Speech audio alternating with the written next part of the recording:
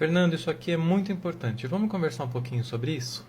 Eu sinto que você tenha chegado a esse ponto por aquilo que faz o movimento espírita, mas aqui nós já precisamos considerar uma distinção muito importante. Eu sempre repito isso. Movimento espírita não é espiritismo. Existe uma distância assim gigantesca, gritante, a ponto de um movimento espírita muitas vezes contrariar a doutrina espírita, contrariar o espiritismo verdadeiro. E aí que está o problema. As pessoas não se aprofundarem buscando o espiritismo nas obras de Kardec e julgarem o espiritismo pelo que faz o movimento espírita. Isso acontece também com as pessoas que julgam os exemplos ou que julgam Jesus por aquilo que fazem as religiões cristãs, que em grande parte deixaram ou deixam os exemplos de Jesus totalmente de lado. E eu entendo que você passa, assim como outras pessoas passam, como eu também já passei, um período de descrença. Por quê? Justamente por conta desse afastamento. Kardec já destacava lá atrás. A fé que não está baseada na razão não se sustenta. Ela está erigida sobre a areia.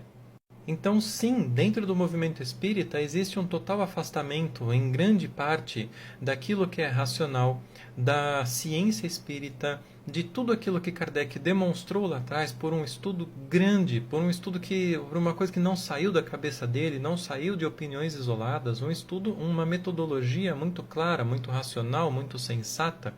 Mas o movimento espírita contraria ela o tempo todo, contraria essa doutrina. Contraria inclusive na questão das organizações. Mas aqui tem uma coisa importante também. A gente não pode culpar os centros espíritas. Não exatamente. Porque isso foi um cenário que veio se fortalecendo, se firmando dentro do Brasil, principalmente, por conta da FEB, que tomou para si o controle, o alegado controle do espiritismo, mas também as pessoas se permitiram controlar. A FEB, rustanguista, contrária em muitos pontos à doutrina espírita, atrapalha o desenvolvimento do espiritismo, atrapalha a retomada do espiritismo e produz diversos efeitos negativos. Kardec destacava no passado que a organização ideal para o movimento, para o estudo do espiritismo, não seria desses grandes agrupamentos, mas sim de pequenos grupos espalhados por toda parte. Por quê? Porque esses pequenos grupos são mais homogêneos entre si. 2, 3, 4, 5, 10 pessoas que estejam ali reunidas com os mesmos propósitos, com a mesma simpatia entre si. Aí vai haver uma menor condição de haver choques, de haver discussões sem fim. E outra, de pessoas que estejam compenetradas do real propósito do espiritismo, da filosofia espírita, da consequência moral do espiritismo, e não da sua superfície. Hoje o que a gente vê é justamente o contrário. Uma tentativa de grandes agrupamentos, grandes centros tentando acolher centenas de pessoas que não estão ali para estudar, mas estão num ambiente em que acabou se tornando um ambiente religioso, muito heterogêneas, preocupadas muitas vezes com a superfície das coisas, com os fenômenos, com nosso lar, com umbral, com um monte de coisa e não estudam a ciência espírita. É necessário, portanto, a recuperação desses pequenos grupos. É por isso que eu estou aqui todo dia instigando todos vocês a fazerem esse esforço de estudar, mas não estudem sozinhos, gente. Criem seus pequenos grupos. Ai, mas eu não tenho condição. Vocês acham que eu sabia o que era um grupo antes de criar o meu? O nosso? O grupo de estudos do legado de Allan Kardec? Vocês acham que eu tinha experiência sobre isso? Ainda estou colhendo muita experiência. Mas, quando a gente está num grupo, a gente se apoia. Comecem com 2 pessoas, 3 pessoas, chamem pessoas que a intuição lhes diga que são pessoas que querem estudar o Espiritismo e iniciem com ela o estudo. De quê? Principalmente da Revista Espírita. Façam um estudo também necessário das obras Autonomia, a história jamais contada do Espiritismo, do Paulo Henrique de Figueiredo, ou pelo menos pelos vídeos. Façam esse estudo em paralelo, ou antes até, porque assim vocês conseguem compreender muito melhor tudo aquilo que está ali na Revista Espírita.